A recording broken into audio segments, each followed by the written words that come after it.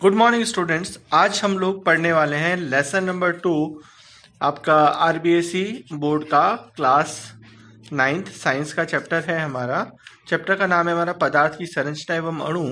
और इसके ऑलरेडी हम लोग जो है 2 पार्ट ऑलरेडी हम लोग पढ़ चुके हैं।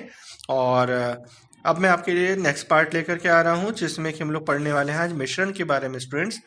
और सबसे पहले मैं आपको ये कहना चाहूँगा कि अगर अभी तक भी आपने हमारा चैनल सब्सक्राइब नहीं किया है तो प्लीज़ आप उसे जल्दी से आप सब्सक्राइब कर लीजिए और बेल आइकन को प्रेस कर दीजिए, जिससे कि आपके पास में जो अच्छे वीडियोस जो हैं वो आपके पास में आ पाए। तो स्टूडेंट्स, यहाँ पे हम बात कर रहे हैं किसके बारे में? मिश्रण या मिक्सचर के बारे में। तो हम लोग क्या देखते हैं कि 2 या 2 से अधिक तत्वों एवं यौगिकों को अनिश्चित मात्रा में मिलाने से बने पदार्थ को मिश्रण कहते हैं और इनमें अवयवों के मध्य कोई रासायनिक बंध नहीं होता, अतः इन्हें आसान भौतिक विधियों द्वारा पृथक किया जा सकता है। जैसे वायु का मिश्रण, जिसमें कि हम लोग जानते हैं nitrogen, oxygen, carbon dioxide, water आदि के अवयव पाए जाते हैं। अब जब मैंने वाटर बोला है मतलब वाटर पानी नहीं है, यहाँ पे जल वाष्प के बारे में हम लोग स्टूडेंट्स बात कर रहे हैं। मिश्रण जो होते हैं स्टूडेंट्स कैसे होते हैं? 2 प्रकार के होते हैं, एक तो समांगी और एक विषमांगी। जब मैं समांगी मिश्रण या होमोजेनियस मिक्सचर्स की बात करूं तो ऐसा मिश्रण जिसमें सभी अवयव एक ही अवस्था एवं प्रावस्था में होते हैं उसे समांगी मिश्रण कहते हैं, जैसे वायु, विलयन आदि। और विषमांगी मिश्रण जिसमें कि हेट्रोजेनियस मिक्सचर, ऐसा मिश्रण जिनमें सभी अवयव भिन्न भिन्न अवस्था एवं प्रावस्था में होते हैं उसे विषमांगी मिश्रण कहते हैं, जैसे दूध, बादल, धुआं इत्यादि। अब हम बात करते हैं स्टूडेंट्स किसके बारे में? भौतिक एवं रासायनिक परिवर्तन की अगर बात करें तो जब भी एक द्रव्य अपने भौतिक एवं रासायनिक गुणों को बदलता है तो यह परिवर्तन कहलाता है। और जैसे रंग, गंध, अवस्था, प्रकृति, अणुसूत्र इत्यादि जो है किसी भी प्रकार के परिवर्तन होना एवं क्रिया, ये परिवर्तन 2 प्रकार के हो सकते हैं। एक तो कैसा होता है? भौतिक परिवर्तन, और दूसरा होता है रासायनिक परिवर्तन।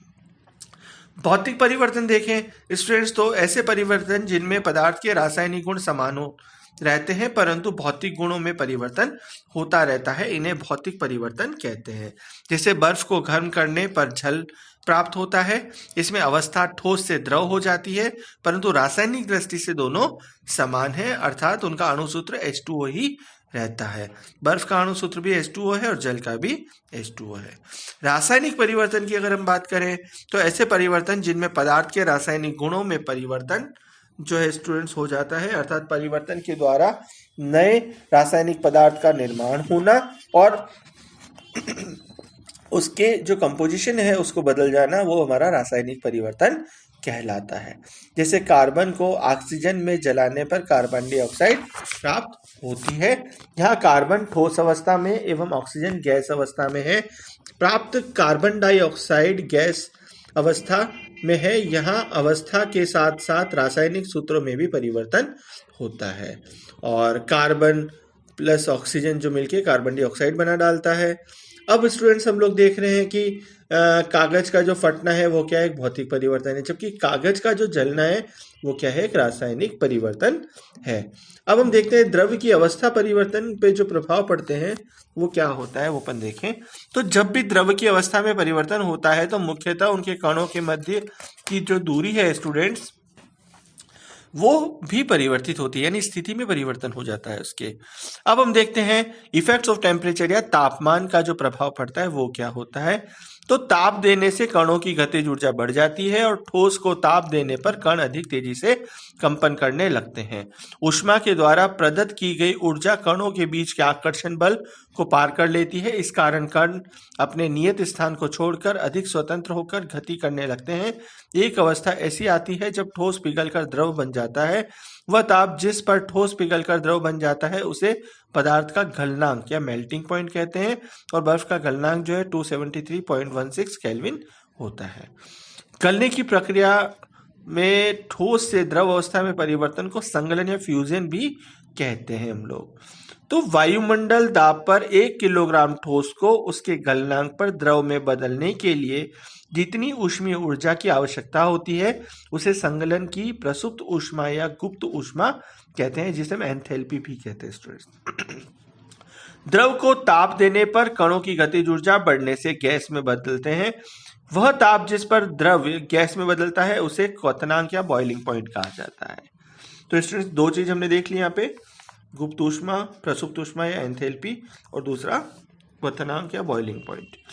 एक वायुमंडलीय दाब पर 1 किलोग्राम द्रव को उसके क्वथनांक पर ऊष्मा के बदलने के लिए जितनी ऊष्मीय ऊर्जा की आवश्यकता होती है उसे वाष्पन की प्रसुप्त ऊष्मा या गुप्त ऊष्मा कहा जाता है। अब हम देखते हैं इफेक्ट ऑफ प्रेशर या दाब के क्या प्रभाव होते हैं। अभी हम दाब के प्रभाव देख रहे थे। दाब लगने पर गैस के कण समीप आते हैं, इसके मध्य दूरी घटने पर गैस अवस्था द्रव में बदलने लगती है, परंतु अत्यधिक दाब लगाकर द्रव को ठोस में नहीं बदला जा सकता क्योंकि द्रव में संपीडितता अत्यंत कम होती है। अब आता है हमारा पदार्थ का जो शुद्धिकरण है स्टूडेंट्स, वो कैसे किया जाता है। तो प्रकृति में अधिकांश पदार्थ अशुद्ध रूप में पाए जाते हैं, हम सब जानते हैं, अतः इनका शुद्धिकरण आवश्यक है। भिन्न भिन्न पदार्थ के शुद्धिकरण की भिन्न भिन्न विधियां हैं। फिल्ट्रेशन जो है जिसे हम कहते हैं निस्यंदन, तो एक विषांग मिश्रण से द्रव व ठोस को अलग करने की विधि निस्यंदन है। निस्यंदन में ठोस पदार्थ फिल्टर पेपर पर एक अवशेष के रूप में एकत्र किया जाता है और द्रव निस्यंद के रूप में प्राप्त होता है। उदाहरण रेतीले जल में जल को पृथक करना जो है इसका बहुत अच्छा एग्जाम्पल है। फिर आता है हमारा क्रिस्टलीकरण, क्रिस्टलाइजेशन।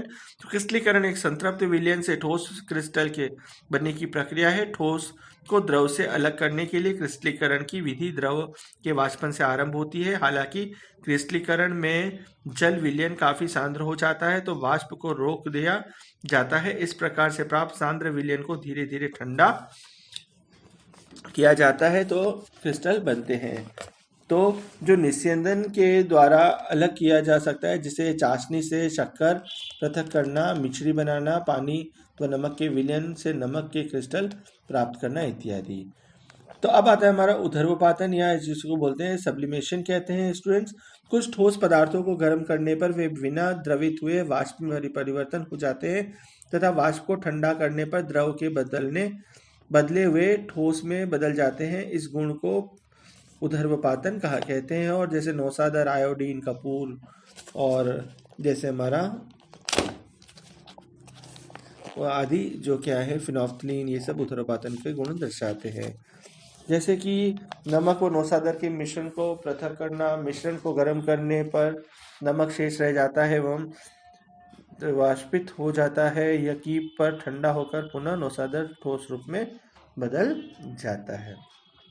अब आता है हमारा डिफरेंशिएशन एक्सट्रेशन, जिसको हम विभेदी निष्कर्षण भी कहते हैं। यह अमिश्रणीय द्रवों को पृथक करने की विधि है। जैसे एवं जल मिश्रण को पृथककारी कीप में डालने पर दोनों द्रवों की भिन्न भिन्न परतें प्राप्त होती है। स्टॉप को खोलने पर पहले भारी द्रव एवं बाद में हल्का द्रव प्राप्त हो जाता है। नेक्स्ट है आसवन, जिसको हम डिस्टिलेशन भी कहते हैं स्टूडेंट। जब द्रव में घुलनशील ठोस उपस्थित हो तो मिश्रण को उबालने एवं द्रव वाष्पित हो जाता है एवं वाष्प को ठंडा करने पर संघनन के कारण शुद्ध द्रव प्राप्त होता है। इस प्रक्रिया को आसवन कहते हैं, जैसे जल का आसवन होता है। अब हमारा प्रभाजीय आसवन, जो फ्रिक्शनलेशन डिस्टिलेशन कहा जाता है।